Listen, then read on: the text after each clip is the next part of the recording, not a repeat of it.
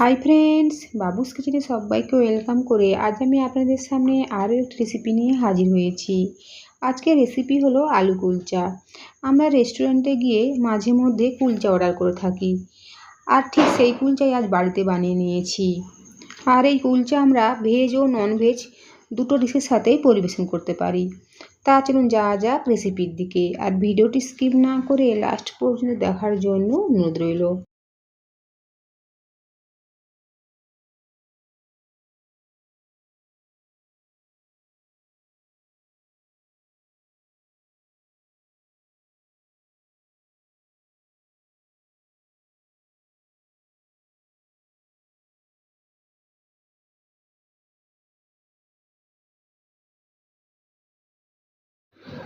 কুলচা বানানোর জন্য একটা বড় মিক্সিং বোলের মধ্যে 200 গ্রাম পরিমাণে ময়দা নিয়েছি।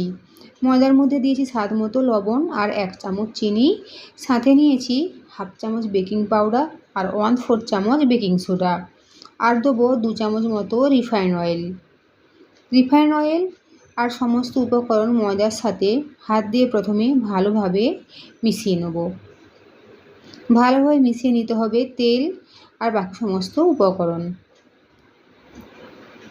দেখুন খুব ভালোভাবে এভাবে দোলে দোলে মিশিয়ে নিচ্ছি ময়দার সাথে।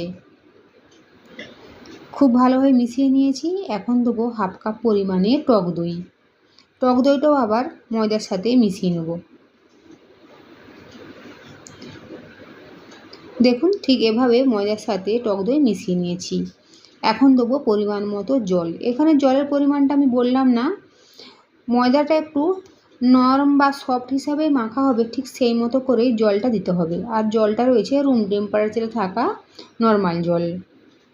দেখুন একটা সফট ডো তৈরি করে নিয়েছি। কুলচার জন্য আলু স্টাফিং আর হাত দিয়ে দুটো বড় সাইজের আলু সময় নিয়ে একটু কুকারের মধ্যে সেদ্ধ করে নিয়েছি। তারপর দেখুন ঠেসে ছাড়িয়ে নিয়ে হাত দিয়ে ভালোভাবে ম্যাশ করে নিয়েছি। হাফ চামচ মতো এখন সেদ্ধ আলুর মধ্যে দিয়েছি স্বাদ মতো ভালোভাবে লাগিয়ে নেব। কোচানো কাঁচা লঙ্কা আর কোচানো পেঁয়াজ, লাল লঙ্কার গুঁড়ো আর ভাজা মশলা। ঢাকা চাপা দিয়ে 45 মিনিটের জন্য রেস্টে রাখবো। জিরে ধনে শুকনো কড়াই ভেজে গুঁড়িয়ে নিয়েছি।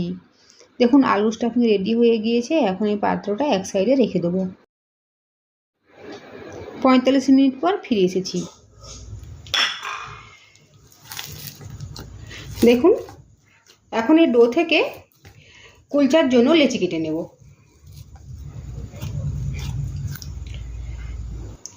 লেচিগুলো একটু বড় বড় করে কেটে নেব, কারণ লেচির মধ্যে যেহেতু আমরা আলু স্টাফিং ভরবো। দেখুন ঠিক এভাবে বড় বড় করে লেচি কেটে নিয়েছি। যেভাবে আমরা আলুর পরোটা বানানোর জন্য লেচি কেটে নিই, ঠিক সেভাবে বড় বড় করে লেচি কেটে নিয়েছি। দেখুন এখানে 6টা লেচি কেটেছি। এখন হাত দিয়ে ঘুরে ঘুরে গোল করে নেব। ঠিক এভাবে লেচিগুলো হাত দিয়ে গোল করে নিয়েছি। এখন একটু ময়দা দিয়ে এভাবে হাতের মধ্যে আবারও ঘুরিয়ে নেব। এখন একটা বাটির শেপ দেবো।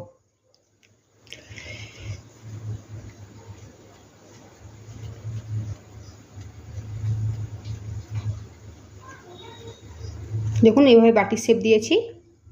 এর মধ্যে এখন আলুর স্টাফিংটা ভরবো।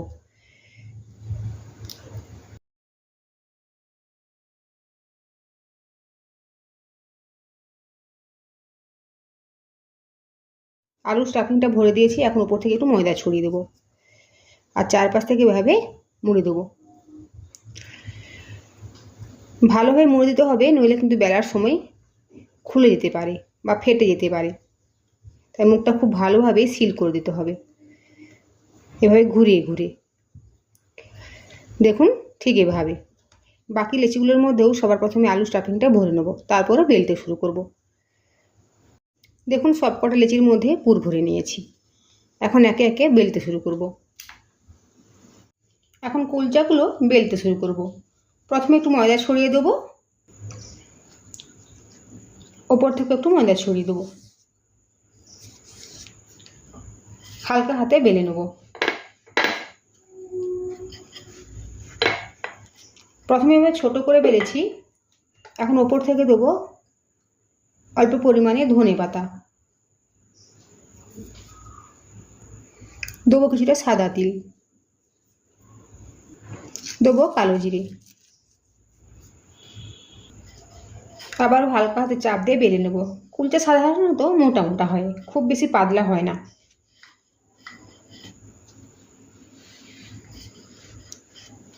দেখুন ঠিক এভাবে বেলে নিয়েছি, এর থেকে আর বেশি পাতলা করব না।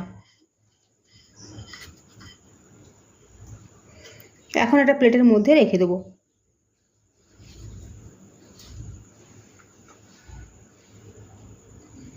আরও একটা কুলচা বেলে দেখিয়ে দিচ্ছি। ময়দা ছড়িয়ে নিয়েছি আর উপর থেকে দেবো কিছুটা পরিমাণে ময়দা, আর হাত দিয়ে একটু প্রেস করে দেবো। আর উপর থেকে ছড়িয়ে দেবো কোচানো ধনে পাতা, দেবো অল্প পরিমাণে সাদা তিল, দেবো কালো জিরে। আপনাদের হাতের কাছে যদি সাদা তিল না থাকে তবে শুধু কালো জিরে আর ধনে পাতা দিয়েও বেলে নিতে পারেন। এভাবে হালকা হাতে প্রেস করে বেলে নেব।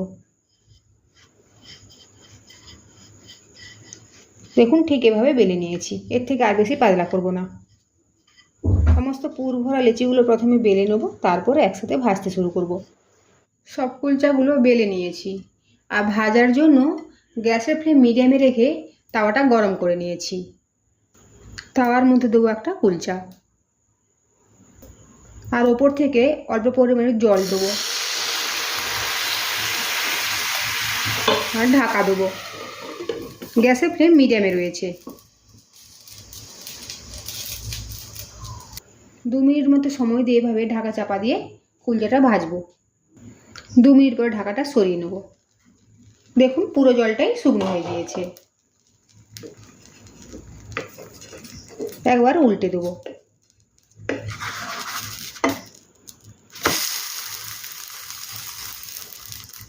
গ্যাসের ফ্লেম মিডিয়ামে রেখে এভাবে উল্টে পাল্টে একটু হালকা লাল করে সেঁকে নেব।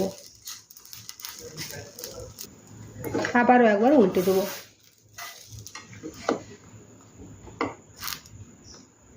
এই সময় গ্যাসের ফ্লেম মিডিয়াম টু হাই রেখে কুলচাগুলো সেঁকে নিতে হবে।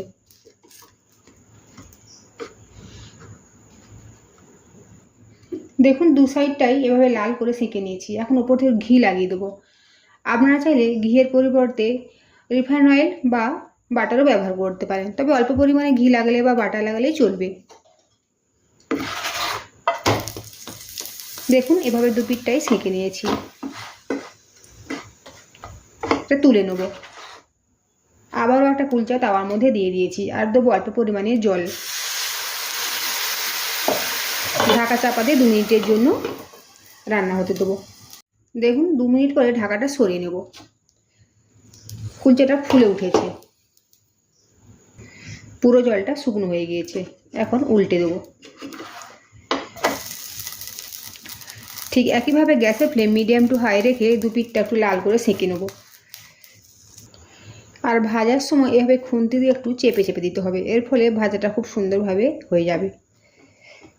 2 পিঠটা ভালো করে সেঁকে নিয়েছি। এখন ওপর থেকে আবার একটু ঘি লাগিয়ে দেবো।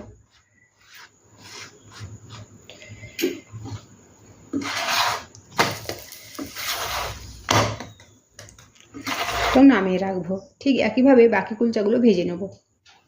তৈরি হয়ে গিয়েছে আলু কুলচা। আজকের আমার এই রেসিপি যদি আপনাদের ভালো লেগে থাকে তো অবশ্যই কমেন্ট করে জানাবেন কেমন হয়েছে। সাথে লাইক, শেয়ার ও সাবস্ক্রাইব করার জন্য অনুরোধ রইল। আর পাশে থাকা বেল আইকন প্রেস করার অনুরোধ রইল আমার প্রতিদিনের ভিডিওর আপডেট পাওয়ার জন্য। ভালো থাকবেন, সুস্থ থাকবেন। ফিরে আসছি অন্য কোনো রেসিপি নিয়ে।